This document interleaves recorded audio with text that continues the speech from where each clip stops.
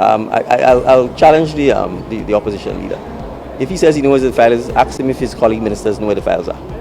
Right? If they know where the files are, then either them or him can publicly indicate where the files are, where they've been stored, and how the files can be accessed, and indicate that to the public servants so that they can tell us. And after the Prime Minister called me, I said, but why did you not respond to me? I sent everything to you. Did you find the documents that the licensee GPG sent you? Now, well, he can't recall that. Did you find what I sent to you? No, he doesn't think so. But I have found the documents. He told me that he had found the documents. So I said, where did you find it? In a cabinet in the ministry. The lie about oil and gas, that they have no documentation, is a blatant lie. He found it there under lock and key. And he said the only problem that he did not have a key to open it. I said, did you not ask the secretary for the key? He said, no, well, he didn't waste time to do that. He broke open the panel. Well, it's a government owned, and he's the Minister of National Security.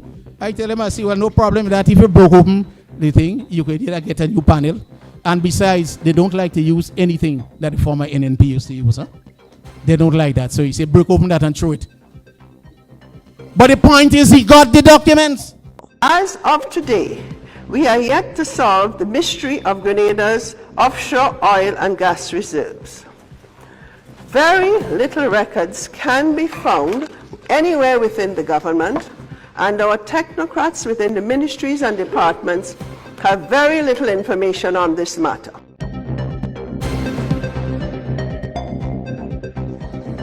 Right, thank you. So the oil and gas technical working group that has been appointed has been feverishly at work. As you'd appreciate, one of the challenges we faced was ensuring that we were satisfied that we had all of the documentation pertaining to this issue. And their work, therefore, has been ongoing. They have retained a legal consultant. They've required some, they've also retained some technical consultants.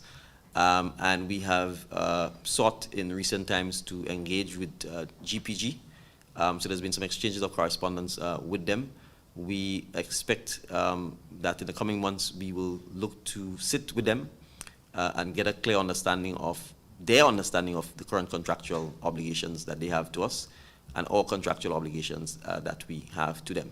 I want to point out that GPG would have been awarded certain blocks, but there are other blocks within our territorial space that we need to also look at. But in order to do so, we need to make sure that we put the right legislative policy and financial regulations in place so that Grenadians can benefit, if at all, are there any hydrocarbon deposits of a commercial and exploitable nature within our waters. So what we are seeking to do is to make sure that when the technical working group comes back to cabinet with recommendations, that the recommendations will be things that are clear, transparent, that we can indicate to the public what the process is, etc., etc.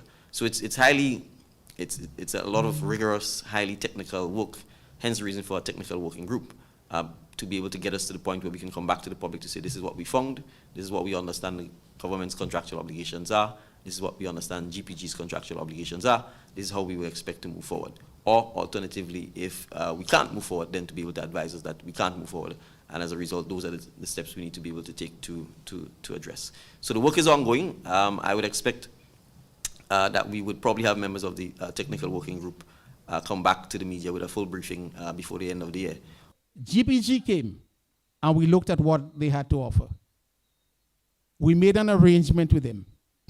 While you could not pull a magnitude, we told them, okay, make back your money up front. But when you may reach halfway in making back your money, we have to share a greater part of the wealth. And they agreed. So while they had a 20-year term, so in the first 7 years, their ratio might be 70, we might be 30. But boy, in the first after 7 years, oh boy, it started to shift, 60-40. And the next year, it started to shift, 50-50. And it started to shift, and the government ahead, 55-45. No other country in the region got so solid, but we had to sacrifice in the beginning. And we said, every 5 years, despite the split that we're going to go ahead, we will still review and see if we should not get more than the addition that we would get. So we sat down there with him. And that is how GPG came on the scene, brothers and sisters. And so they were there. They were frustrated by the NDC. As a matter of fact, NDC said all you have to do is frustrate them for the 5 years that they'll be in office, and then the agreement will be terminated. Well, how they're so stupid. I cannot think about any other person in Grenada who went before 2 ICSID tribunals. I cannot think about every. I'm talking about big time lawyers and everything here.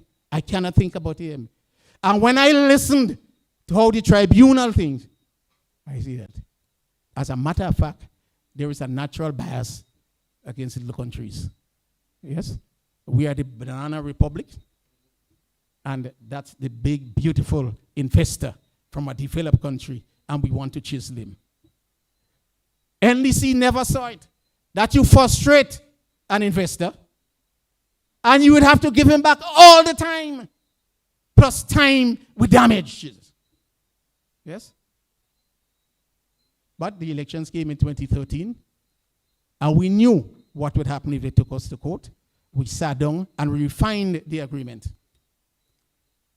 So GPG now went on from an exploration license of 11 blocks to a development license of 4 blocks.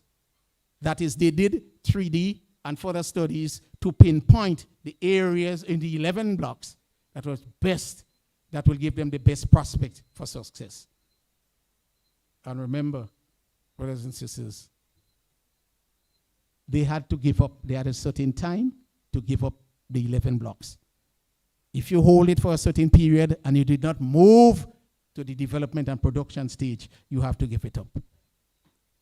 But we knew that they were frustrated, so we gave them back the time. Brothers and sisters, after that, they went into the development stage.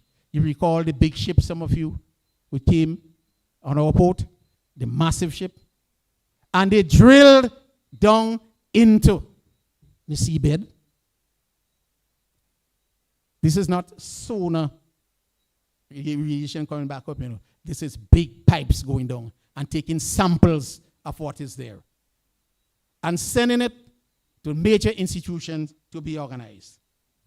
So our finding was, after sending it to one institution and sending it to DeGoyle and McNaughton, another famous institution, that there was 9 trillion cubic feet of gas potential. Remember, this is not form up. When you have a potential, you have to see what part of this is actually recoverable. Yes? And 200 million tons of oil. That's the first analysis. Now they have to go back again. And I hear what NDC say, that Keith Mitchell lie. He had no gas there. But they have this report. Maybe that is why we'll come to the missing document saga. Yes, they have that report. So with that, in brothers, and they indicated, out of the 9 trillion potential, the report indicated that only 1.2 trillion very commercial. You understand how this thing works? Yes. And if we develop the 1.3 trillion cubic feet, then we will get $1.36 billion over the time frame. All the analyses are there. They indicated too that the analysis is a probability, and they do that for every well. Well that will give millions and trillions of dollars, they did that.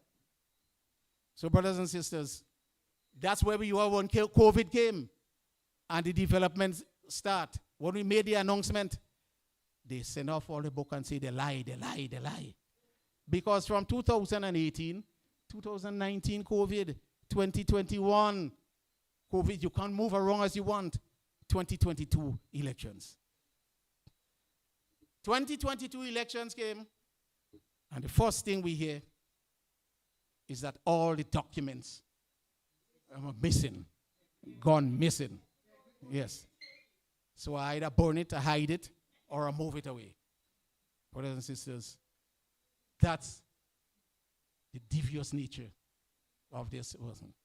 So, somebody, I think it's some influential person, and I don't think it's a Grenadian. It must have been somebody with a lot of influence. Spoke to the Prime Minister, Honorable Dick Mitchell. But as a result of that, he called me. He called me down and said, I want you to visit with me to discuss oil and gas. So I went to his office. And I said, well, I see that you really now need some of my expertise, which is good, to move forward with the oil and gas production.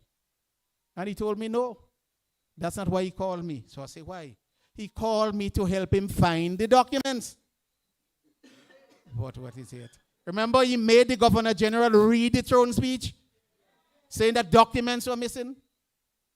So I told him then, you made the government read the throne speech. You or your Minister for Energy could have done so. But because you know the Governor General cannot be questioned, and all of us know it is not her speech. It is the speech of the cabinet, the government of the day, that she reads. And I said that the significant damage that you have done to me and my family. I say right now, institutions who I know who are about to call me, whether or not I'm in government, but they call me for a 2-year contract to do certain things for them. Because I worked a lot with the IMF and the World Bank and the European Union. Yes. Particularly in the oil and gas sector, but also in the financial sector. These institutions have not, and they will not call. Why would you call a person, a minister, who instead of ensuring that the documents are there, will take it and hide it and burn it? You don't want any such person in any institution, reputable institution as the IMF and the World Bank and the European Union. Yes? No, you don't want that. So up to today, I have not received any correspondence from this institution. But when I met him too, I said you caused significant damage not only to me, but to my family. Just as when it was with Grindberg. Yes, he asked for bribe. My family couldn't go anywhere. Bribe. The father take a bribe, but yeah. All these things. Brothers and sisters, so too, people were meeting my family members and say, he hide the thing, burn it, throw it, hide business here, look at that. Father do this, she do that, the other. All of that we had to go through. So I told him, I will help you find the document. Have you looked here, there? No. I said that the people sent the entire set of documents to you. Have you located it? He said, well, you have not seen it. I said, but they showed me the address it was sent to. It came to you. And we learned last night that GPG lawyers offered them in July, after the June election, all the documents. They refused it. Your humble servant spoke to the people, GPG, and I told him I will get the 4 major pieces of documents on which you could make your decision. I will get that to you. I got those documents, and I sent them to him. Yeah? In the meanwhile, I'm not talking to anybody. You have a conversation with the Prime Minister of Grenada, and so I worked on that merit. Yes, confidentiality. When he did not get back to me, I called. He did not get back to me. So I called Miss Leslie, can't recall her first name. And I told her because she used to contact me on his behalf. And I told her what I did, and I was trying to make contact with him. She promised she'll get him to call me. He did call me. Took his time, so I had given up on it. I said, well, all these things I sent you, and all the things that you said to me, that it was not your intention to do this sort of damage to me and my family. And if that is how it worked out, he's sorry and he apologizes. I told him there and then, your apology must be to the nation, not squarely to me. So I expect you to come out and apologize to me so that just as how it was read to the nation, everybody will hear. I told him that when we met. Yes? And he said, well, I had to do that because GPG was pressing on me and I didn't know what to do and I had to think that so I had to make some statement. I see it now that is not the case. It was willful and malicious. So brothers and sisters, when he called me, I said, I spoke. He gave me permission. I say, I need your permission to speak to the secretaries and workers in the ministry. And I must be able to tell them that I have your blessing to do the things that I'm asking them to do, to find the documents. I spoke to my former secretaries, one who was in infrastructure and followed me across to finance. Because she's the one who will be going to get the documents for me, It will be in a cabinet. Which one of the cabinet, I need not know. I may just know that it's in a cabinet in this room. So when I told her that she can tell all the workers, and the workers themselves can call the Prime Minister to verify that what I say is true. She didn't get back to me. I did not call her. No, it is not my duty to call her, and it's not her duty to get back to me. So we waited for a while. And after the Prime Minister called me, I said, but why did you not respond to me? I sent everything to you. Did you find the documents that the licensee GPG sent you? Yeah, well, you can't recall that. Did you find what I sent to you? No, he doesn't think so. But I have found the documents. He told me that he had found the documents. So I said, where did you find it? In a cabinet in the ministry. He found it there under lock and key. And he said the only problem that he did not have a key to open it. I said, did you not ask the secretary for the key? He said, no, well, he didn't waste time to do that. He broke open the panel. Well, it's a government owned, and he's the Minister of National Security. I tell him, I say, well, no problem with that. If you broke open the thing, you could either get a new panel. And besides, they don't like to use anything that the former NNP used to use. They don't like that. So he said, break open that and throw it. But the point is, he got the documents. And for months now, I've been waiting on him to come out and advise the nation, not only the nation, but the institutions around the world, that they had found the document and that I had participated. I came out and showed them how to find the documents. So Gregory Bowen didn't thief any document. He didn't burn any document. He didn't move with any document. As a matter of fact, just as we are obliged to do, we had all the documents secured where it should be. Brothers and sisters, somebody called me and he said, I heard you saying that you did not want to embarrass the Prime Minister or belittle him by going out to the nation and to the world to say that you helped them find the documents, that they found the documents and they have not done one thing. He said, they belittle you and your family. Put all gentlemen together and belittle them too. But brothers and sisters, I did not do that until it was absolutely necessary. How come you can go to Nigeria, yes, I don't want to use the term wine and dine, but at the behest of a gentleman. Yes? And while you're in Nigeria, GPG signs an arrangement with a Nigerian company. Right? You may say it's another company, but the same man come out and say that he will be buying oil and gas from Grenada. So company A, company B, same thing. But you Nigeria at that point in time. You come back to Grenada. You said nothing about it. And then when the ball busts, yeah. And I mentioned before the Integrity in Public Life Act.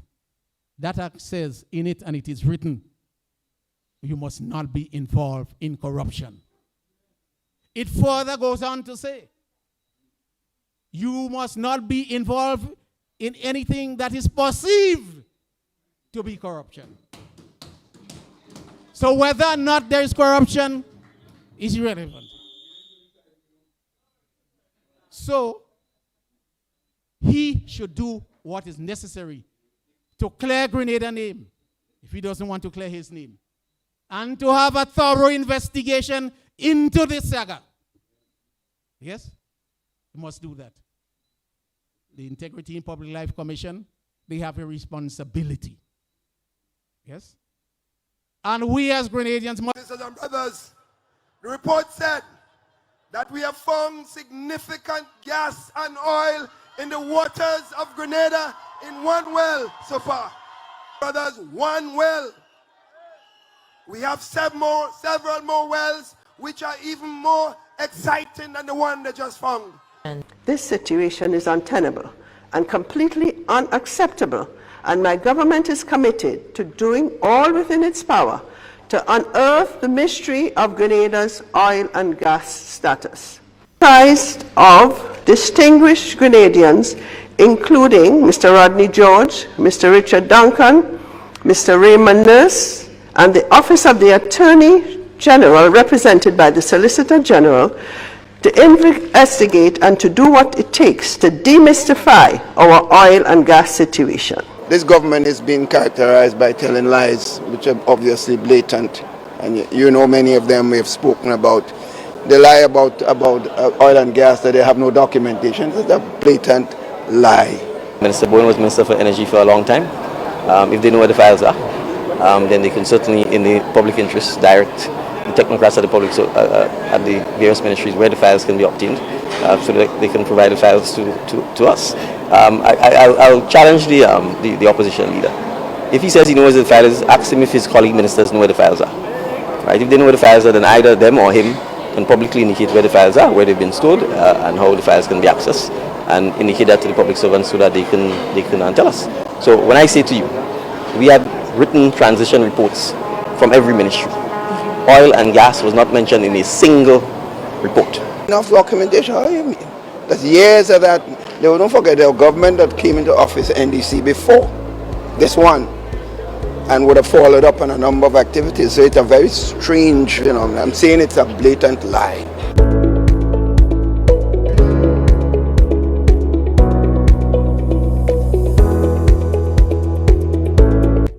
Hi everyone, thanks for checking out the Bob Report's social media pages.